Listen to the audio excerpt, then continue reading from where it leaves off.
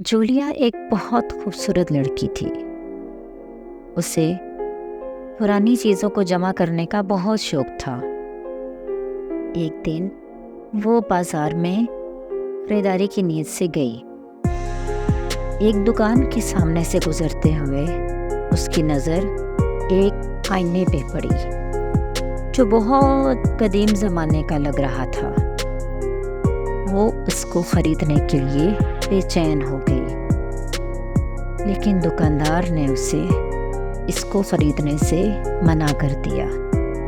दुकानदार ने उसे ख़बरदार किया और कहा, ये आईना अक्कासी से ज़्यादा दिखाता है, मैं इसको आपको फ़रोख्त नहीं कर सकता।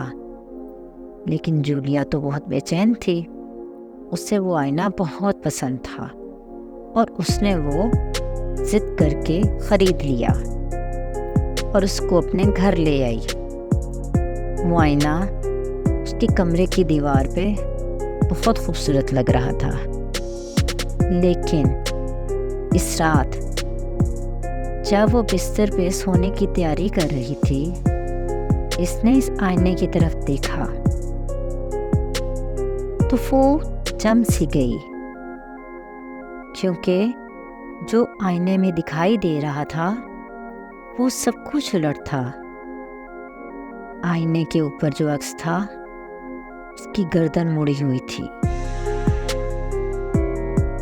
कुछ अजीब सा मंजर पेश कर रहा था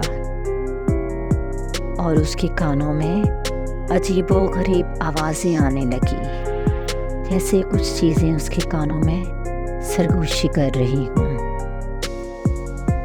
वो मज़ीद उस आईने के करीब गई तो उस आईने की अक्कासी मुस्कुराना शुरू हो गई और उसकी तरफ मुड़ गई। वो अजीब सी मुस्कुराहट उसके चेहरे के ऊपर एक अजीब सी परेशानी को ले आई। अचानक अक्कासी का हाथ शीशे से बाहर निकला। जीना साकित खड़ी हुई उस आईने की तरफ देख रही थी। उसकी हाथ और उसके हाथों की उंगलियां जम चुकी थी। वो हरकत नहीं कर पा रही थी।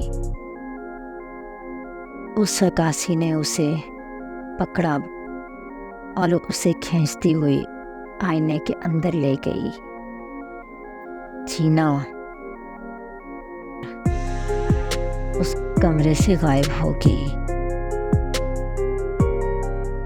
उस आईने के अंदर कैसे चली गई वो खुद भी नहीं जानती। आईने के दूसरी तरफ बेबस खड़ी दिखाई दी जब इसका अक्स उसकी जिंदगी में दाखिल हुआ। आईना मजबूत होकर अपने अंदर फंसा चुका था उसको।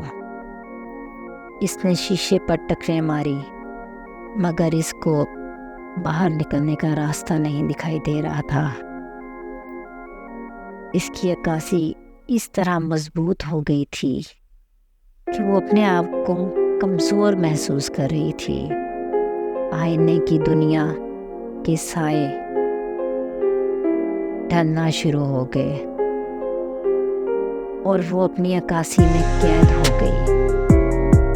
बहुत कोशिश के बावजूद वो अपने लिए रास्ता नहीं बना सकी और हमेशा के लिए उस आईने में कैद होकर रह गई।